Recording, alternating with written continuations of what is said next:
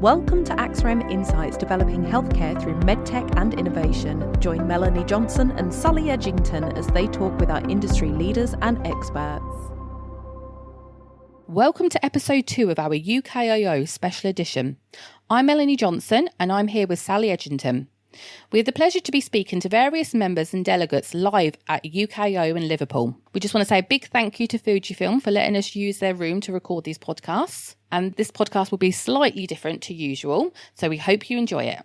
So welcome, Dawn, and thank you for being on the show to talk to us about UKIO. Let us start by handing over to you to tell us a little bit about yourself, your background, etc. Thank you for having me. I'm delighted to be here. A little bit about me. So I've been working in the radiology space for about 20 years. But before that, I was working in a different industry in energy and water conservation and consultation. I started off at university, studied chemistry, and I went into industrial water chemistry. The latter part of that career, I ended up working for GE Water and Process Technologies, and from there I made the transition into GE Healthcare Imaging, and that was really a wonderful transition with that business. Very, very early in my career, 10 years into the career, I got involved in all the modalities across the hospitals and private hospitals across the UK and Ireland. So there I was supporting the teams in terms of selling the equipment, in terms of MR, CT, PET CT, cardiology, cardiac cath lab, all the imaging modalities for women's health, including ultrasound. So it's been a really wonderful career. So for UKIO, this will be my 20th, I think. Gosh, and it sounds like you've had quite a diverse career and you accidentally got into this industry. But I know, obviously, we've known each other for a while now that, you've kind of covered quite a sheer breadth of the different industry. So in terms of UKI, you say it's your 20th year. It's actually I think this is my 4th year because we had COVID in between after I started at AXREM. So why did you decide to get involved with this event and sort of why did Everlight Radiology want to get involved with it? Well, I think it's a staple for, the radiology companies, and Everlight have supported UKIO for a number of years. For me and for the business, it's a great opportunity for our teams to connect with customers that are attending the event, but also for the teams to make those connections with the other companies that also support hospitals, that we all work together in order to support healthcare and healthcare delivery and imaging. So for Everlight and for me and for my team, it was really important to ensure we have the opportunity to make those physical connections, because we have so many meetings now on Teams. It is a complete delight to meet people face to face. Yeah, and I totally agree with you there. I think that there's a lot of merit for Teams meetings because you can manage your time and travelling. It's more sustainable. But there's nothing better than getting face-to-face with somebody like we are now, and we're sitting here recording this, which is fantastic. So in terms of our members, obviously we've got companies that do lots of different products and services. In terms of Everlight's kind of innovative services, how do you think that can help the healthcare professionals of the future, and how these technologies or services can impact the workforce in the NHS? And I know yours especially has a big impact. Yes, it does. It's really interesting to work for a long time in the image acquisition or generation space, but now to be working in the reporting space is equally exciting and a changing landscape of technology. So fantastic that our machines, our MR scanners, CT scanners, there are many more of them, and the scan times are much quicker than years gone by. But of course we still need a radiologist to be able to report that scan so that you and I, whoever, can get their diagnosis and move on with their treatment path. So it's exactly the space that Everlight is playing in. So we're providing services to our UK and Ireland hospitals 24/7, 365 days a year. Whenever a hospital needs a scan reporting, Everlight is there to ensure that report is delivered back into that hospital, ready for the diagnosis and treatment to begin. And that's fantastic because we're working in the NHS with a huge workforce crisis. So obviously your reporters around the world are able to do that reporting while the workforce is getting much needed rest and sleep. Yeah, I'm really pleased that you mentioned about kind of working with industry, everybody working together, because we're kind of really trying to push the AXREM community. So for us, that's really important as well. So it is nice to see, and it's great to have members on board with that as well. Kind of going off slightly now onto my quirky question that I like to do every time. Okay, so if you could hang out with any famous person, who would it be and why? Oh, that's quite a hard question, that one. But actually, when I think back, I would have to say Freddie Mercury. Oh, great choice. Because what wonderful songs, and they bring a community together. Yeah. I did watch the Freddie Mercury movie, the Queen movie, and how they constructed some of those songs, and the whole premise of those was about the audience participation. But it'd have to be Freddie Mercury for me, for sure. I totally agree. I love watching Queen live at Wembley, and when they do We Will Rock You and everyone's clapping, what an amazing... And that's what I actually think about our industry. It probably sounds really cliche, but I do feel that AXREM is that platform to bring you all together. And whilst you're highly competitive companies, when you come in a room together, it's fantastic to see, and you're all working for the greater good of the patient. And ultimately, I feel like we're all making a difference to the patient pathway. I'd like to thank you, Dawn, for your time today and for doing the podcast, and a big thank you for being a guest. Okay, so welcome, Claire Donaldson. Thank you for being here. If you can just tell us a little bit about yourself, what your history is, and why you're here today. Thank you for having me on. Yeah, I'm a former president of the Society and College of Radiographers, so I was involved with our professional body and trade union right up until being president, past president, chair. I was also a trustee on the board of ROC, who are the organisers of UKIO. So right up until this year, I was involved quite highly with all of the things. And then this year, I'm here as a lone delegate on my own, a little bit of study time from work. So really enjoying being able to just go to whatever talks I want to go to, and also seeing all the people I've met over the years that I've been at UKIO that are all on the stands. So, I probably know by name at least one person on every one of the big stands. So it's quite nice to come. And that, I think, for people who've been to UKIO for a few years on the road, it is a bit of a social thing. It's really nice to, it's probably the one time a year where you might bump into that radiographer that works at the other side of the world, or the industry guys that don't necessarily come to your hospital, but you've kind of got to know them over the years. So yeah, that's what I'm doing here. Socialising mostly, but also CPD. That was the official answer, CPD, Claire. So what role do you currently do? So what role do you hold within your trust?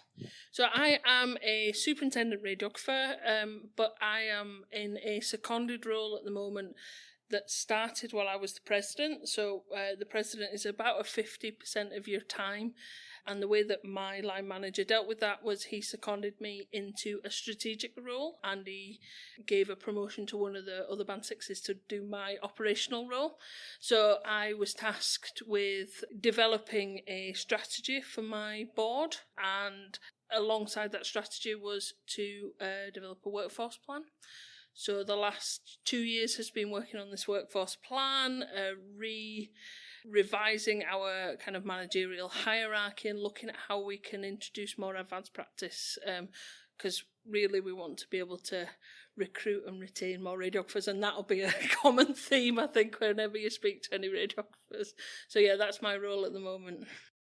Great, thank you. And I know that obviously with the workforce crisis, you're absolutely right that we need to retain the staff, and that's so important. It's great to see you the last day or so sort of networking around all the stands and the industry. And I think that hopefully you're a good example of what delegates can get out of the exhibition, because whilst you're all here for the education, obviously industry are really keen to speak to you, and also for you guys to find out about all the latest innovations that are in the marketplace. What would you say has been your highlight so far? I know we're day 2 anyway, so it's, we're halfway through, if you like, but has there been a highlight so far for you? I got a really good look at the brand new Philips CT scanner. I was blown away by it, actually. Very excited by their really kind of high level stuff. They've got a colleague over from Northern Ireland who've got one of the brand new, and she was showing me some of their images. So that was, I'm kind of in my professional clinical role, I was very much a general radiographer that did a little bit of CT. So I'm no CT expert, but it was really nice to be able to see something new and sexy from Phillips, really, who are just kind of coming back into that kind of CT sphere after being quite so dominant in the MRI sphere for a long time. That, and just having a little look at the kind of big kit that's nice to see, even though Scotland's got no money and we can't buy anything.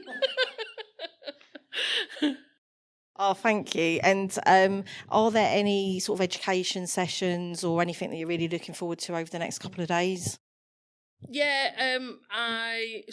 Workforce has been what's dominated my working life for the last couple of years. So I've been along to a couple of the workforce sessions, which has been really interesting. As we always expect with these things, it's quite England dominated. And when we're talking about workforce in England, apprenticeships is the big thing, and that's great. It's not something that's actually available to Scotland at the moment. There are no healthcare degree level apprenticeships in allied health professions at the moment. It's something that one of the routes into radiography that is being looked at. So it's been really interesting to see how that's kind of being used in England and Wales to address workforce challenges. And the other stuff is patient voice stuff, which I think is really good. I went to interesting, shocking discussion yesterday about sexual safety and the experiences of radiographers and healthcare students with sexual assault on placements and things. So I think it's it is a hot topic amongst healthcare. Some shocking statistics, but it's really good that actually we're starting to talk about it now, because until it's out there, people don't realise that it's common, and therefore they have the right to say that's not okay, you know. Absolutely. And I think looking at the programme, there's such a variation of different sessions taking place. And what has been really good this year already that I've seen and I've had really positive feedback about is the education on the stands. So there's a lot of CPD-accredited education throughout our member stands, which is fantastic. So I'm just going to hand over to Mel. So now for my quirky question. Okay, so if you could hang around with or have dinner with any famous person, whether dead or alive, who would it be and why? Oh, that is a quirky question. Probably Lin-Manuel Miranda. I would love to spend some time with him because I'm obsessed with Hamilton, and I'm obsessed with any of his the songs that he writes and the music that he writes. I would really like to just spend some time and just geek out at him and just be like, oh my God, I just love him so much. Fabulous, thank you. So thank you so much for joining our podcast. We have obviously spoken about doing a joint podcast together, and we will do a full one at some stage in our busy kind of schedule. But thanks so much for speaking to us today, Claire, and we'll look forward to catching up with you soon. So welcome Mike Burns from ADOC, and thank you for being on the show. If I can just ask you to tell us a little bit about yourself, your background, and why you're here today. Right, well, thank you both for inviting me onto the podcast. This is the first podcast I've taken part in, but I'm an avid podcast listener, so it's a pleasure to be on the other side of the microphone on this one. So, as I say, I'm Mike Burns. I'm the UK Ireland Director of Sales for ADOC. ADOC is an AI vendor. We were born really in the emergency radiology space, but because we now have so many solutions, 17 UKCA cleared solutions, we had to build a platform in order to deploy them all. So we have a curated approach to our partners which we work with, and we look to get the best of breed in various areas. So we actually have 23 possible AI-initiated workflows now on our platform.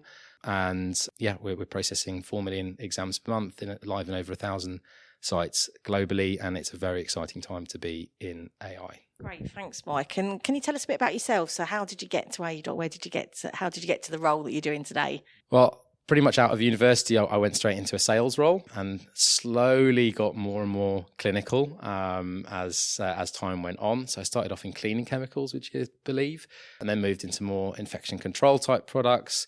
And then I found my way to radiology through Hologic and mammography sales. And then during the pandemic, I felt like there was a need for a bit of a change. And I saw the challenges that the NHS were facing.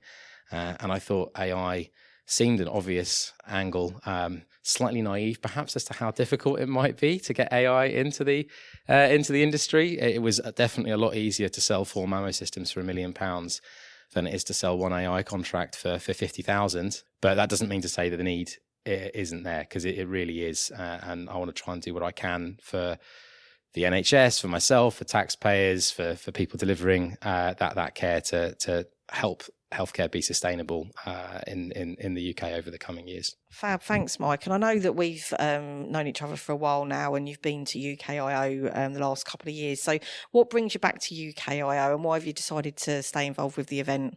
So I think UKIO is probably the only event in the UK where you have the numbers represented. It brings together all different parts of radiology. So yes, radiologists, but radiographers, radiology managers, other businesses. So there's a lot of business to business possible opportunities here as well. And I think the last couple of years, we've slowly started to be gaining traction. And, we're recording this halfway through the Tuesday, and we already are hitting the number of badge scans that we had at the end of last year. So we're certainly seeing some good cadence in terms of the numbers. And the true test on the return on investment for us is going to be, how do these badge scans translate into meaningful conversations over the next couple of months? And that's going to really determine whether or not we continue coming in future years. But early indications are that this has been a really positive show so far. Great, thanks, Mike. And I think certainly leading up to this event, I've seen a real buzz, and I think that the exhibition hall does seem busier. It's not sort of like when the education sessions are taking place, there's no one walking around. It feels like it's a little bit busier in, while education's still taking place. And I think certainly numbers are up, so it seems quite positive. But thinking about sort of our members and the innovations and obviously technologies that they provide, and I know with AI, that is one of the big innovations and certainly a buzzword in our industry at the moment. How do you think that AXREM members' technologies can help the healthcare professionals of the future, and how these technologies can impact the workforce in the NHS? Sure. Well, we know from the RCR workforce census that there just simply aren't enough radiologists even to deal with today, and it's only a situation that's getting worse. So anything that can help with efficiency is going to be a key driver over the coming years. But I think more to the point, the NHS, the main problem it's facing at the moment is that it is full. So, there is no spare bed capacity. You've got patients lying in trolleys in emergency departments. So anything that can help get these patients through the system quicker, in particular by looking at reducing length of stay for patients, is, I think, going to be the key metric going forward. And I think actually the less time patients are spending in hospital, perhaps the less radiology they're going to need while they're in there. So there's a lot of talk about, you can make this scan happen 5 minutes quicker, or you can read this exam 10% faster. But actually, if you're ending up having to do less radiology, maybe that's a value contribution which us and other AXREM members can actually bring to the health system. But I think the key is to try and keep people in hospital for the shortest possible amount of time, to free up the capacity to treat the 7.5 million people who are waiting for it, and the people who are still knocking on that front door of emergency departments on a daily basis. And I think that keeping people out of hospital is better for the patient as well, and diagnosing quicker means that they're going to get on the best patient pathway to get them better as quickly as possible as well. So that's obviously really key to all of this. Okay, so now for my quirky question. Okay, if you could hang out with any famous person, who would it be and why? Okay, so over the last couple of years, I've become a massive fan of Wrexham Football Club, based on Welcome to Wrexham. So I think it's going to have to be Ryan Reynolds. Who doesn't want to hang out with a superhero? Who doesn't want to try and get a ticket to a Wrexham game, looking at that atmosphere, and hang out with just one of the coolest men of Hollywood? So he's going to be my pick, at least for this year.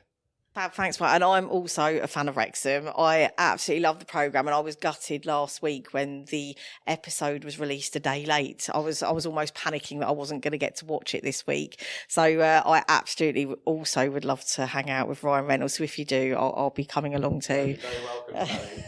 So thank you so much for your time, Mike. It's been really good to chat to you today, and I look forward to speaking to you over the next few days at UKIO. We'd like to welcome Mark Hitchman from Canon Medical Systems to our podcast. Thank you, Mark, for being with us today.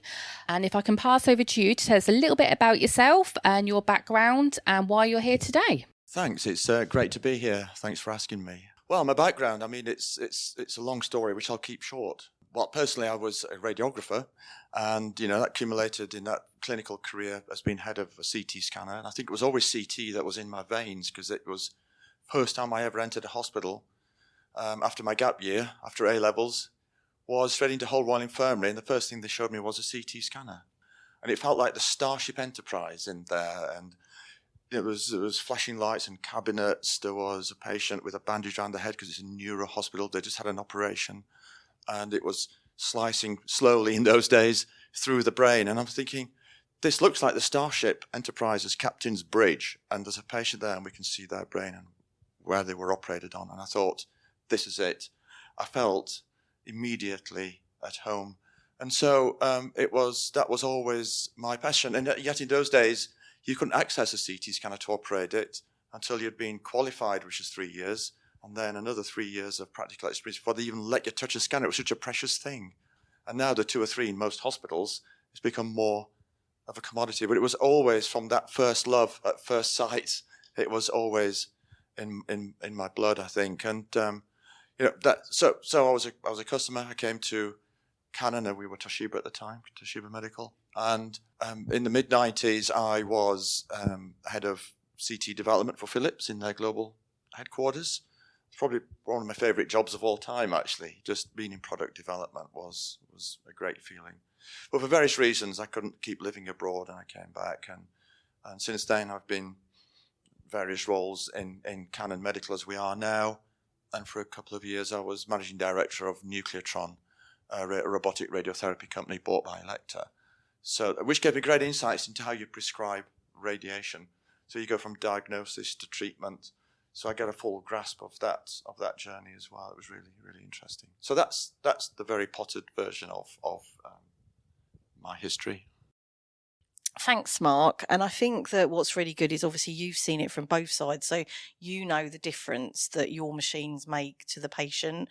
And obviously the innovations that our members provide can get the patient diagnosed really quickly, but also on the best patient pathway as quickly as possible. So turning our attention now, we're obviously at UKIO, it's day 2. What's brought you to the event? And I know that you've supported the event before. What keeps bringing you back to UKIO? Thanks. Well, I think we've been coming here every year, apart from a pandemic year, for as long as I can remember, probably 1980s, which was before I even joined the company. So that was called something else then. It's had a few rebrands, hasn't it, over the years? But, it's a great opportunity to meet your customer base, mostly clinical. There's of course, the key part of the event is the clinical program. So the clinical practitioners, whether they're radiographers or physicists or radiologists and many other professions, are here for the lectures and the CPD points. And there's people that will also visit here to come and talk to the companies, see the latest innovations. And it's a great place, like a huge department store for 3 days in the year, where you can come and have a look and test everything and talk to the main companies. And it's a great opportunity to network as well. So it's a great opportunity for all these companies in that space to connect and see what's new in this space and what's emerging. Great, thanks, Mark. And I'd like to say your stand looks fantastic this year, and it looks like a real social gathering space with all the different seating areas. I've noticed as I've been walking the floor that your stand's always busy. There's lots of people sitting around having some what looks like really intense but valuable conversations. So that's fantastic. So turning our attention now to AXREM members, obviously our members provide a whole range of innovative technologies and services. How do you think they can help the healthcare professionals of the future? And how do you think these technologies can impact the workforce in the NHS based upon the huge workforce crisis that we're currently seeing? Yeah, so thank you. And there's multiple layers to how you might answer that. When it comes to workforce shortages, and I think this is prevalent in many countries, there's a shortage of radiographers, shortage of radiologists. What we're seeing, going back to what I said earlier about weren't allowed to touch a CT scanner until you were 6 years into your career. Nowadays, we're having to get people using machines at an earlier stage in their career with less experience. One of the things that we're launching here this week is Instinct's platform on our CT scanner, which just makes it so much accessible, more accessible, easier to use, lower errors at risk, because it's using AI to sort of say, look, these are the settings you need. It's almost like moving from an SLR camera where you have to have all the manual settings and know what the shutter speed should be, the f-stop, what lens, to moving to an iPhone that you just point at something, it makes you look like a hero as a photographer. It feels like it's stepped from in that similar way, which means that lower skilled users can see more patients per day, per hour, because it's actually doing everything for you, and yet we don't think it's de-skilling people, because you still have to know what disease you're looking for. You have to be very accurate how you coach the patient. There's the administration of intravenous contrast. That's got a lot of risks and skills around it, but to be able to see more patients with lower errors is huge, and it's been very well received. That's just one example. People talk a lot about AI generally and how that might augment the shortage of clinicians, because using AI eventually, perhaps not fully yet, to start to get involved in decision support. What disease is there, and what should the next step for that, optimally for that patient be? If you're picking up a certain cancer, or you're getting them into a chemotherapy, radiotherapy, or immunotherapy journey, different cancers respond differently to those different journeys. AI that's helping with that workflow as well as decision support in the diagnosis is definitely burgeoning at an ever increasing rate. And therefore that raises the question, how do we have governance around AI? Because one thing that we've personally learned as being one of the first safe data environments in Britain, which was in Scotland in 2018, is that AI can be accurate, but it can also drift. And so what is the governance piece, and what are your checks and balances that you've come to start to rely on it being quite a reliable colleague helping you diagnose certain types of images and scans, and then it drifts because something in the imaging ecosystem has changed. Something has changed in the software or the hardware, and the AI suddenly struggles to recognize what it's looking at and is at risk of making a misdiagnosis. We don't know what prevalence of that happening is. We know it can happen. And so you need something in place, which we're working on, and I guess others are too. How do you check that it's not drifting, that it's always accurate? Or if you have an influx of another a cohort of patients from another ethnic origin, where disease processes and cohabiting diseases can give a different impression of how AI might read the image and give you a diagnosis, how are you absolutely sure? So this raises the question of what is the ground truth in a radiologist saying, I can see a tumour in the brain, a surgeon removing it, that tumour goes to the path lab to be tested under a microscope, so the pathologist can say, it's this grade of tumour, it's specifically this, and that feedback loop back to the radiologist who diagnosed it isn't happening today. So that's one of the opportunities going forward, of how AI can see everything and start to look at ground truth versus what everybody's saying they think they're seeing. So therefore, right now, healthcare is what we call break fix. People turn up at hospital with symptoms, and it's reactive medicine. Proactive medicine is that we start to intervene with screening programs more and more. So that means you need lower dose, faster throughput, easier to use machines, so we can screen more patients who are asymptomatic. So a lung screening program would be a classic, prostate screening as well. And going forwards, when we look into the periscope of the future as a company, we see not just predictive, but even disease avoidance as coming from multiple AI sources, putting lots of biomarkers together, even your genome map that's predicting that you're hard-coded to end up with a certain disease when you're 50, 60, 70, 80 years old and can be headed off at the pass. These are the things that are coming in the next 10 years. Sorry, that's a long answer, but... No, that's fine. And I have to say, I've been with AXREM for 5 years, and when I first joined, every conversation had some kind of AI element to it, and that's obviously why we set up our special focus group. But I've seen a real change in clinicians, how they're receiving AI. So I think that we're seeing a much more positive response to it, and we're definitely seeing a lot more AI champions within the trusts, which is really good to see. And obviously we need to get more trusts on board with this, so that we can create those efficiencies in the system that will help speed up things for them, but also for the patient. Yeah, no, thank you for that, Mark. Exciting times ahead by the sounds of it. So now on to my quirky question. Okay, if you could hang around with any famous person, dead or alive, who would it be and why? You know, I've never thought about that before, but the person whose image appeared in my head as you were saying that was Neil Armstrong. Neil Armstrong, who was in the command module of the Eagle has landed, 1969. He was the cool guy that was piloting the module that landed on the moon with Buzz Aldrin in it as well. And it was coming up constantly with error codes. Error, was it 505? Error 505, and it was running out of fuel. And they were a bit off piste where they should be landing. There was craters.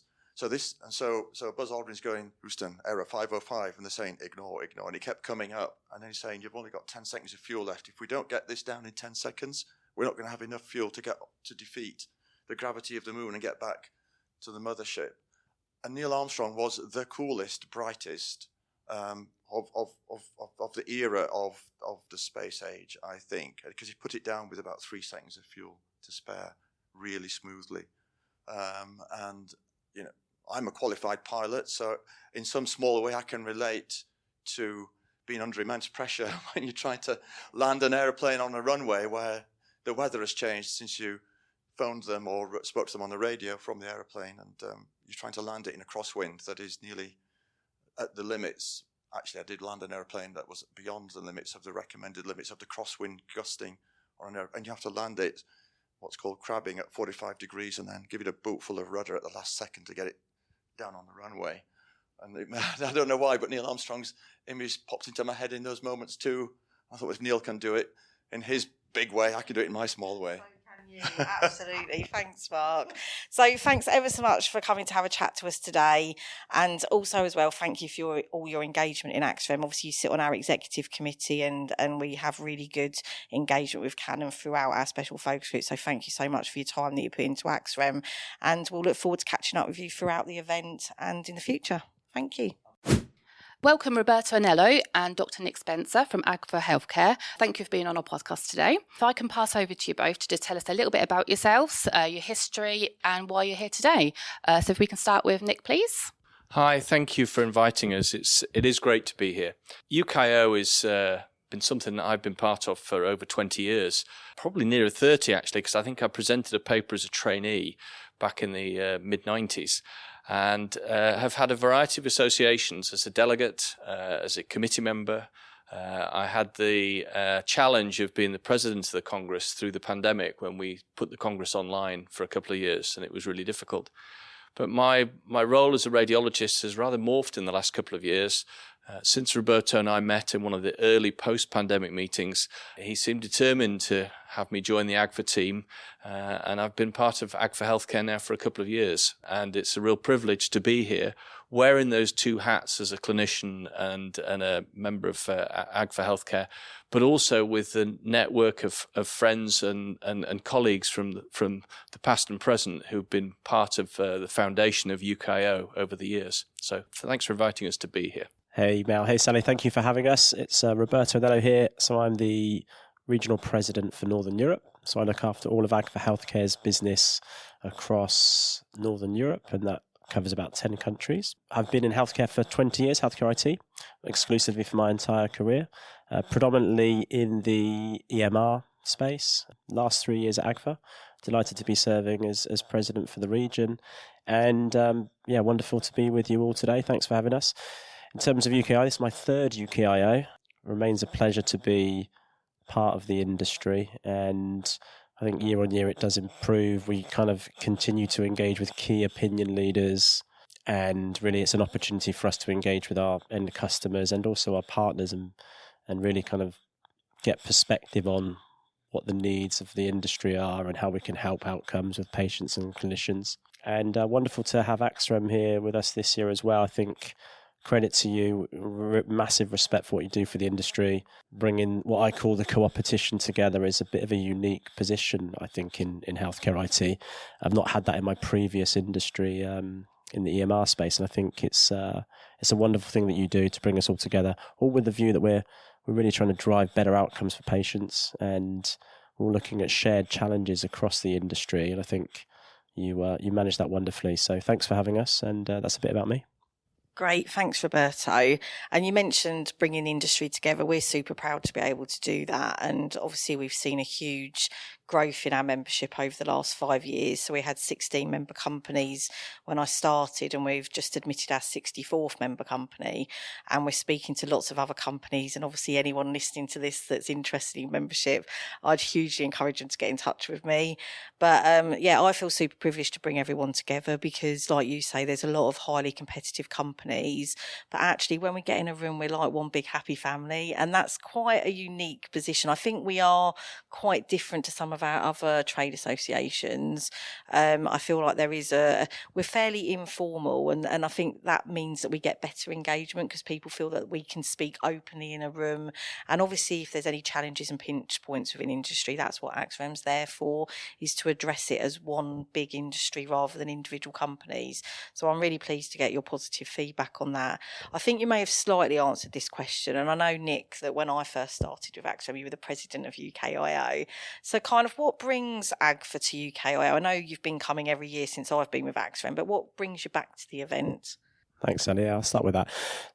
For us, it's always an opportunity to showcase our latest innovations. Let's be frank about why we're looking to promote ourselves and our business and how we impact our customers and what's new. And that's really because we've got an innovation agenda at AGFA that we try to drive better outcomes, improve technologies, but ultimately to keep clinicians in their flow. We know that with the burden and the burnout that healthcare is really the environment that we're in. There's more to do with less. Budgets are strained. There's an increased activity across the industry. So for us, we're always looking at how do we engage with end customers to help them optimize their workflow. It's a continual journey with digital to really underpin how they use the solutions to impact patients and improve outcomes. And we're really about showcasing how our solutions help that journey. And this year we've really been focusing on a number of technologies. Cloud is one. We've workflow sharing and balancing workload for clinicians is another. Shared workflow orchestration, all underpinned by AI to turbocharge clinicians, really to drive better outcomes and really kind of keep them in their flow. So that's our perspective. We come back here because it's still the biggest event for the industry in the UK, and you can engage with everyone that you need to and you want to, and it's really very collaborative with partners and vendors and clients. So for us, it's the place you have to be, and we're delighted to be here and sponsoring, working with AXREM and UKIO to drive that message forwards. That's my view. For me, this is multifaceted. The NHS is a huge beast with really great fundamental core values. And there's a tension there because of capacity and because of burnout, as Roberto said. In this post-pandemic phase, there's still a lot of challenges to overcome.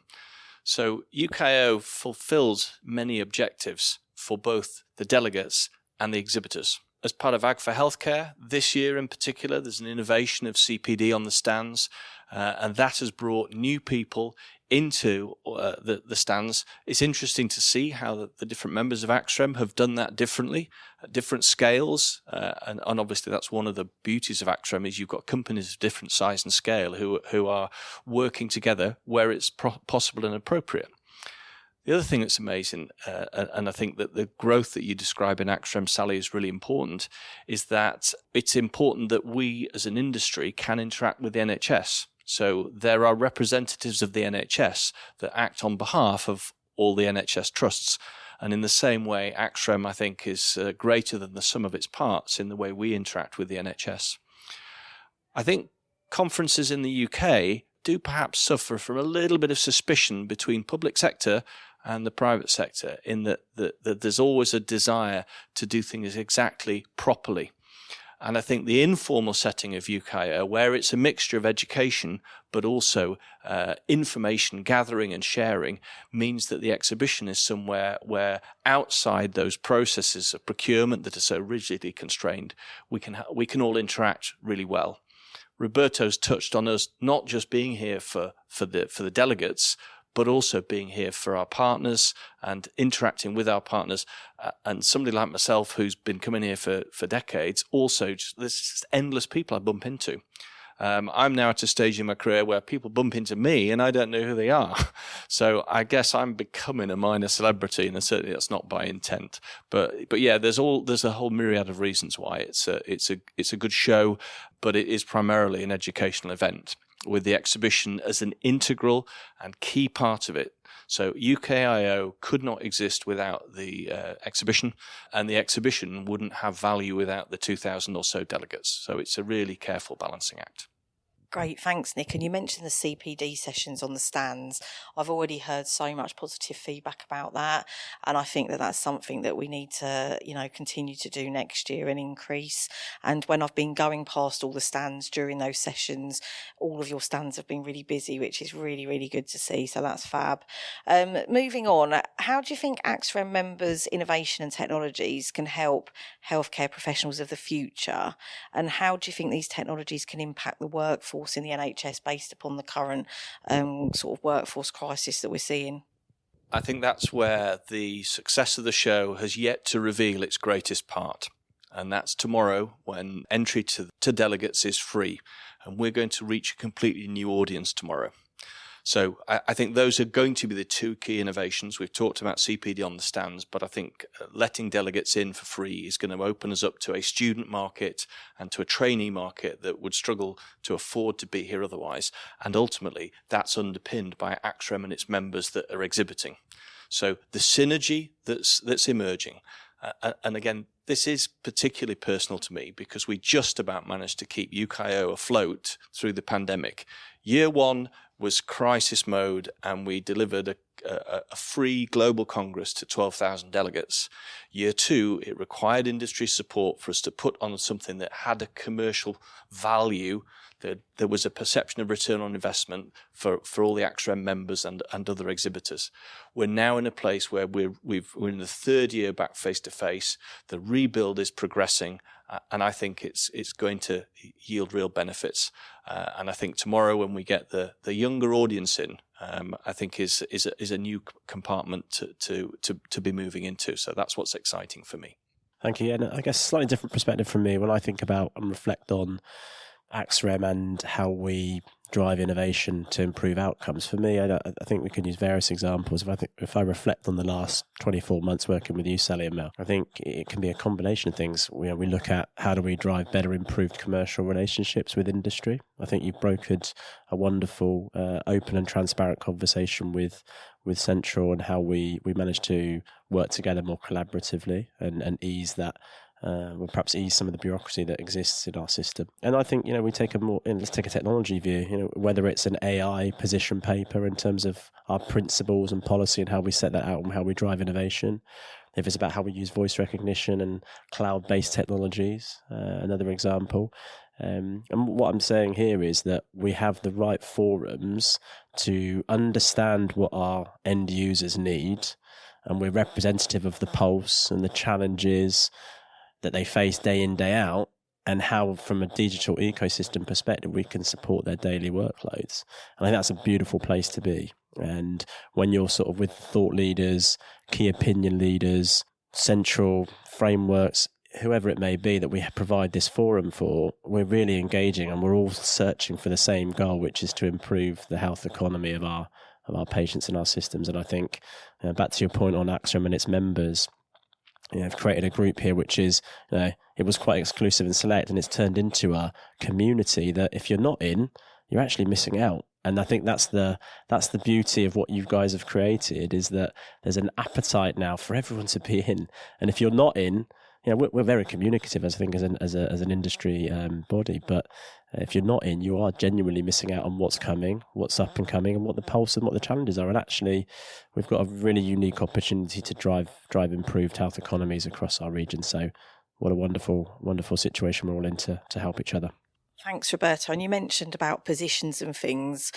Just to let our listeners know that we're working on a number of papers. Obviously, with it being the general election in the autumn, we want to come out with different positions. So we're just about to release a sustainability manifesto, a patient monitoring manifesto, and we're also working on an AI and an imaging IT manifesto. We've just done a cybersecurity paper that we're hoping to launch in the next couple of months. So you're going to see a lot of activity from us, as well as a new new replacement of the overarching AXREM manifesto will be our strategic priorities document, which we'll be launching on the 3rd of September. So we're excited to kind of share that with our listeners and our members and key stakeholders. Yeah, thank you both. A bit of a change in tone. We'll go to my quirky question now. So if you could hang out with any famous person, dead or alive, who would it be and why? If I start with you, Roberto. Thank you, Belle. Yeah, I've reflected on this one. Love the question. So I'm going to go two, if that's okay. I think someone famous and dead that I would like to hang out with would be Robin Williams. Loved his energy. I love impressions. I think anyone who can mimic really cracks me up. So I kind of would love to have him at the dinner table doing impressions. Super charismatic guy. And I think he'd be fantastic to have at the dinner table. And then alive, I'm going to go with a stereotypical Italian answer. I'm sorry. So it's got to be De Niro. Massive fan of Goodfellas and The Godfather. So he'd be great to break bread with, and a glass of wine and some cheese and chilies, those kind of things. Okay. This was not rehearsed, but we both came up with two. And the person that I would like to meet from a professional perspective would be Elliot Fishman. Elliot Fishman is the doyen of CT. Elliot Fishman was out there on social media 10 years before everybody. Elliot Fishman was telling us all how to read CT when we were all just learning CT. And he was open in the days when CT protocols were closed and secret and you had to work with your own OEM. Elliot Fishman was telling everybody how to do it. And he's still practicing today. He's probably, I would think, in his mid-70s now. If you're listening, Elliot, if I've got that wrong, I apologise. But he's still very active. You still see him at RSNA and elsewhere. He has been over to this meeting and other versions of meetings like this. And I'd love to have dinner with Elliot and just chew the fat about life rather than just CT. But from a personal perspective, again, any listener who knows me will know that I always talk about my Canadian background, and I grew up in Canada. And most of my family still live in Canada, and at this time of year, they're all fishing. And I'd love to take Paul Whitehouse out, not for dinner, but I'd love to go over to the lake at home with my nephew and have Paul Whitehouse telling stories and cracking jokes and whatnot, and having a bit of fun while trying to catch some walleye or pike or even the famous muskellunge, which is a huge pike-like fish that swims around in the lakes of northern Canada. So that would be what I'd do. Great, thanks, Nick. And thank you both for appearing on today's podcast, and we'll look forward to speaking to you again in the future. I hope the rest of UKIO is hugely successful, and thank you to everyone for listening. So that's it for our second season. Sally and I are taking a break before season 3, where we will be speaking to some of our AXREM partners, including Richard Evans, CEO of Society of Radiographers, and Dr. Kath Halliday, the President of the Royal College of Radiologists. Join us again on the 29th of August. If you have enjoyed today's podcast, don't forget to hit subscribe or feel free to share the podcast with friends.